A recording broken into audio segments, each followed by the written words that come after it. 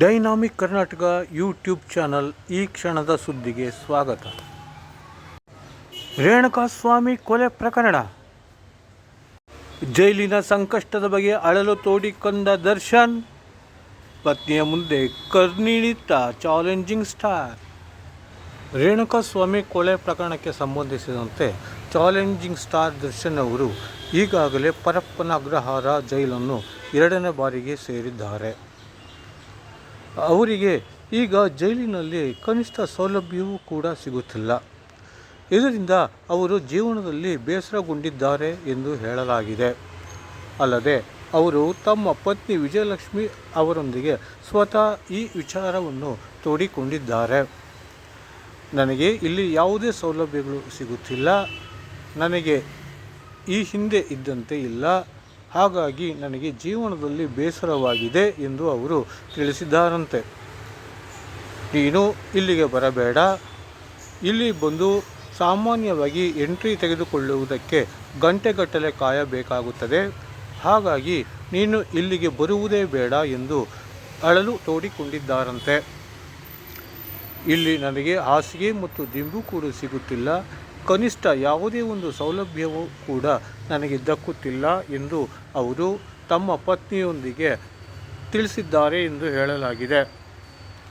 ಅಲ್ಲದೆ ದರ್ಶನ್ ಅವರು ಸಹ ಕೈದಿಗಳನ್ನು ಎತ್ತಿಕಟ್ಟುವಲ್ಲಿ ಮುಂದಾಗಿದ್ದು, ಈ ಬಗ್ಗೆಯೂ ಅವರ ವಿರುದ್ಧ ಆರೋಪಗಳು ಕೇಳಿಬರುತ್ತಿವೆ. ಜತೆಗೆ ದರ್ಶನ್ ಅವರು ಯಾವುದೇ ಒಂದು ಉಪಯೋಗಕ್ಕೆ ಬರುತ್ತಿಲ್ಲ ಎಂದು ಸಹ ಕೈದಿಗಳು ಕೂಡ ಅವರೊಂದಿಗೆ ಅಷ್ಟು ಸ್ನೇಹದಿಂದ ವರ್ತಿಸುತ್ತಿಲ್ಲ ಎಂದು ಹೇಳಲಾಗುತ್ತಿದೆ. ದರ್ಶನ್ ಅವರು ಈ ಹಿಂದೆ ರೇಣುಕಾಸ್ವಾಮಿ ಕೊಲೆ ಪ್ರಕರಣದಲ್ಲಿ ಜೈಲು ಸೇರಿದ್ದರು. ನಂತರ ಹೈಕೋರ್ಟಿನಿಂದ ಜಾಮೀನು ಪಡೆದು ಬಿಡುಗಡೆಯಾಗಿದ್ದರು. ಇವರ ಜೊತೆಗೆ ಪವಿತ್ರ ಗೌಡ ಸೇರಿದಂತೆ ಇತರ 5 ಮಂದಿಗಳು ಕೂಡ ಜೈಲು ಸೇರಿ ನಂತರ ಬಿಡುಗಡೆ ಹೊಂದಿದ್ದರು. ಇದನ್ನು ಪ್ರಶ್ನಿಸಿ ರಾಜ್ಯ ಸರ್ಕಾರ ಸುಪ್ರೀಂ ಕೋರ್ಟಿನ ಮೆಟ್ಟಿಲೇರಿತ್ತು. ಸುಪ್ರೀಂ ಕೋರ್ಟ್ ಈ ಘಟನೆಯ ಬಗ್ಗೆ ವಿಷಾದ ವ್ಯಕ್ತಪಡಿಸಿತ್ತು.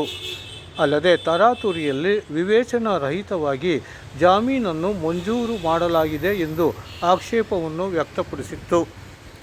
ಇದರಿಂದಾಗಿ ಸುಪ್ರೀಂ ಕೋರ್ಟ್ ದರ್ಶನ್ ಮತ್ತು ಅವರ ತಂಡಕ್ಕೆ ನೀಡಿದ್ದ ಜಾಮೀನನ್ನು ರದ್ದುಗೊಳಿಸಿ ಆದೇಶಿಸಿತ್ತು.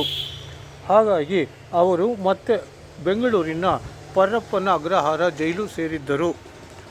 ಜೊತೆಗೆ ಸುಪ್ರೀಂ ಕೋರ್ಟ್ ಅವರಿಗೆ ಯಾವುದೇ ಒಂದು ವಿಶೇಷ ಸವಲತ್ತುಗಳನ್ನು ನೀಡಬಾರದು ಎಂದು ಖಡಕ್ಕಾಗಿ ಆದೇಶ ನೀಡಿತ್ತು. ಈ ಹಿನ್ನೆಲೆಯಲ್ಲಿ ಅವರು ಪರಪ್ಪನ ಅಗ್ರಹಾರ ಜೈಲು ಸೇರಿದ್ದರೂ ಸಹ ಅವರಿಗೆ ಕನಿಷ್ಠ ಸೌಲಭ್ಯಗಳು ಕೂಡ ಸಿಗುತ್ತಿಲ್ಲ ಎನ್ನುವ ಆರೋಪಗಳು ಕೇಳಿಬರುತ್ತಿವೆ. ಇದನ್ನು ಸ್ವತಃ ದರ್ಶನ್ ಅವರೇ ನ್ಯಾಯಾಲಯದಲ್ಲಿ ಪ್ರಶ್ನಿಸಿದ್ದಾರೆ. ಆದರೂ ಕೂಡ ಇವರಿಗೆ ಯಾವುದೇ ಸೌಲಭ್ಯಗಳು ದೊರಕದ ಕಾರಣ ಅವರಿಗೆ ಜೀವನದಲ್ಲಿ ಜಿಗುಪ್ಸೆ ತಂದಿದೆ ಎಂದು ಹೇಳಲಾಗಿದೆ. ಆದ ಕಾರಣ ಅವರು ತಮ್ಮ ಪತ್ನಿ ವಿಜಯಲಕ್ಷ್ಮಿ ಅವರೊಂದಿಗೆ ಈ ವಿಚಾರವನ್ನು ತೋಡಿಕೊಂಡಿದ್ದಾರೆ ಎಂದು ಹೇಳಲಾಗುತ್ತಿದೆ. ಒಟ್ಟಾರೆ ವಿಜಯಲಕ್ಷ್ಮಿ ಅವರು ನಿನ್ನೆ ಪರಪ್ಪನ ಅಗ್ರಹಾರ ಜೈಲಿನಲ್ಲಿ ದರ್ಶನ್ ಅವರನ್ನು ಭೇಟಿ ಮಾಡಿದ್ದು, ಆದ ಕಾರಣ ದರ್ಶನ್ ಅವರು ಈ ಎಲ್ಲ ವಿಚಾರಗಳನ್ನು ತಮ್ಮ ಪತ್ನಿ ಬಳಿ ತಿಳಿಸಿ ಕಣ್ಣೀರಿಟ್ಟಿದ್ದಾರೆ ಎಂದು ಹೇಳಲಾಗುತ್ತಿದೆ. ಏನೇ ಆಗಲಿ ದರ್ಶನ್ ಅವರು ಈಗ ಮಾಡಿರುವುದು ತಪ್ಪು. ಅವರು ಕೊಲೆ ಪ್ರಕರಣದಲ್ಲಿ ಸಿಲುಕಿ ಈಗ ಜೈಲು ಸೇರಿದ್ದಾರೆ. ನಂತರ ಅವರು ರಿಯಲ್ ಜೀವನದಲ್ಲಿ ಖಳನಾಯಕರಾಗಿದ್ದಾರೆ.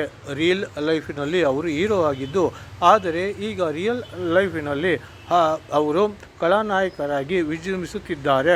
ಈ ಹಿನ್ನೆಲೆಯಲ್ಲಿ ಅವರು ಈಗ ದೋಷ ಪೂರಿತವಾಗಿದ್ದು, ಆದ ಕಾರಣ ಅವರು ಜೈಲಿನಲ್ಲಿದ್ದಾರೆ.